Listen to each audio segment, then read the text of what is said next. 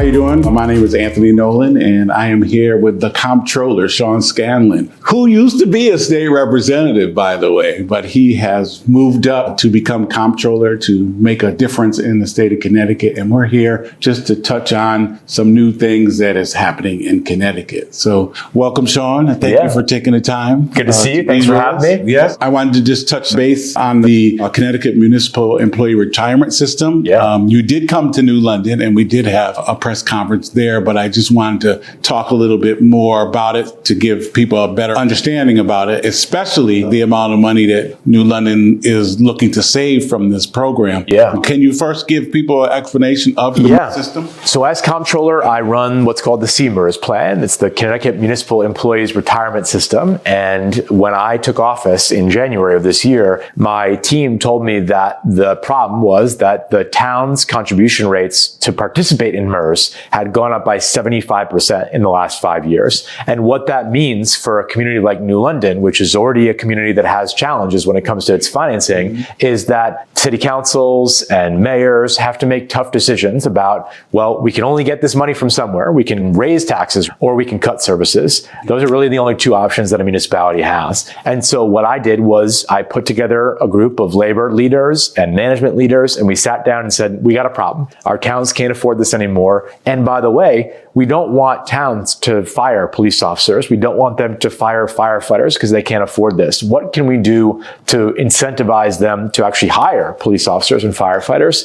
And with the reforms that we put forward, that you thankfully voted for and passed the legislature and were signed by the governor, we're saving communities a lot of money across the state, including New London. And I think what we're seeing now is this is having a good effect. Your police chief stood up there with me and said that he was then going to go out and hire additional police officers to be there in the community and support the community because of this. And I've heard great stories like that around the state. But at the end of the day, it's making this more affordable for towns, which is really making tax paying more affordable for citizens because of the property tax burden that they're facing. Now, you got that table of people together. I mean, that seems like it would have been a contentious group to get together. How did that go? Well, you know this. When you get everybody around a table, and you sort of put your ego aside and you put your party affiliation aside and you sort of say, we're all going to sit here until we can find a compromise. Most of the time you can get that done. Washington doesn't do that, but city councils do that, state representatives do that, you do that, and committee chairs do that, by the way, which you know a thing or two about now. That's what we did. And not everybody liked the plan, but everyone gave something in order to preserve something bigger than themselves. And that's what happened. This plan saves the state $740 million over the next 30 years. 107 of the 169 towns in Connecticut are part of MERS. So this is 2/3 of our towns. And you have the numbers there. I mean, this saved New London a lot of money. And that's what I was going to talk about next. This says New London can save up to $950,000 in the next fiscal year and $28.6 million over 30 years.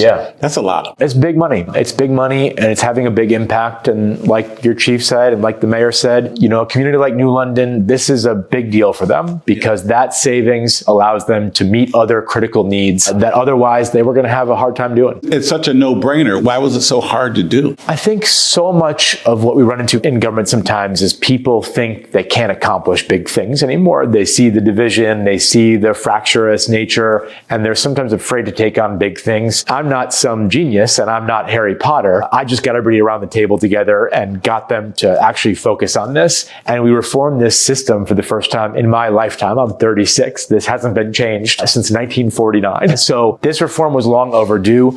And sometimes the lesson for me is if you just try, you can get stuff done that you maybe didn't think you'd get done. And nobody believed we would get this done. But it's trying that's half the battle. And unless you try, you never get anything done. And as I'm reading on, it talks about COLA will be calculated differently.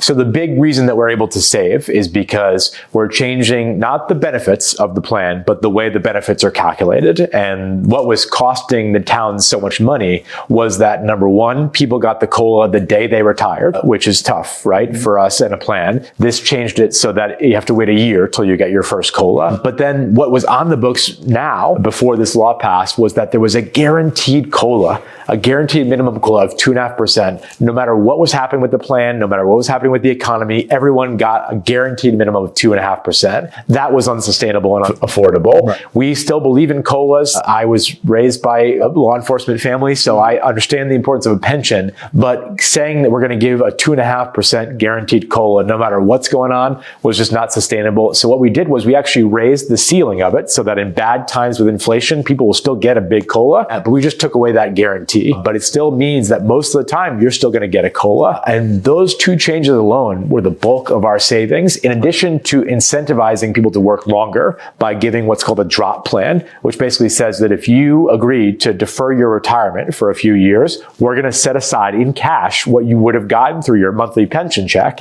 and we give you that in a lump sum when you retire. So if you say to your wife, hey, honey, I think I'm going to work 3 more years, and at the end of that 3 more years, I'm going to get this big check, and we can go buy that lake house or a beach house or a boat or whatever you want to do to celebrate your retirement, you'd have that option. And it sounds like we spend a lot more money, but we actually save money by doing that. And that's the deferred retirement That's the drop plan. Yeah. Okay. How about the unfunded accrued liability? Yeah. So right now we were projecting to pay everything back in 17 years. And what we did was basically elongated those pension payments to pay it back over 25 years. Okay. That sounds to folks listening maybe like we're kicking the can, right? But when you pair that with the other things that we're doing, it's actually not kicking the can. It's just allowing us to pay it back longer and then taking care of things in the short term. So it allows towns to save money in the short run while not shortchanging people in the long run because we're taking care of other things. And so those 3 things combined get you close to the $740 million that we actually are going to see from saving this. And again, that's a big deal to communities like New London and cities and towns across the state. So in regards to the data that's collected,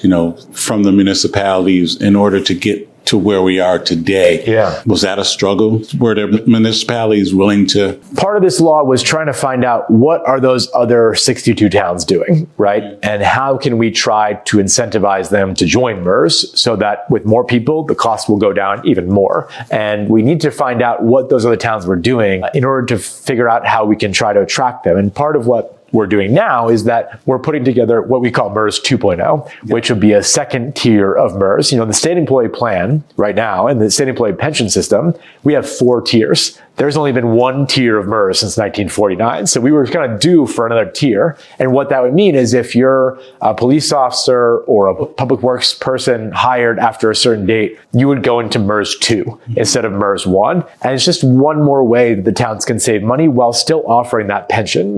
These workers are working really hard. They're sacrificing a lot to work for maybe lower pay than they would in the private sector. I still believe pensions are important. Right. And this will allow us to actually have the longevity to be able to afford them in the future. And that's what this is all about. Well, I appreciate all the hard work that you put into it, and especially for New London. And I'll just repeat, New London is looking to save up towards $950,000, $28 million in the next approximately 30 years. Yeah. This is something that's showing Connecticut advancing and what we're doing. And I just want to thank you for taking the time to let me come over to the office and get this information out, because it's all about educating our communities, and you continually do that at a high standard, and I just appreciate it. Well, I appreciate all the work you did and your vote to make this happen and all of your great work. It's been a pleasure to work with you as a state rep and now as the comptroller. Thank you.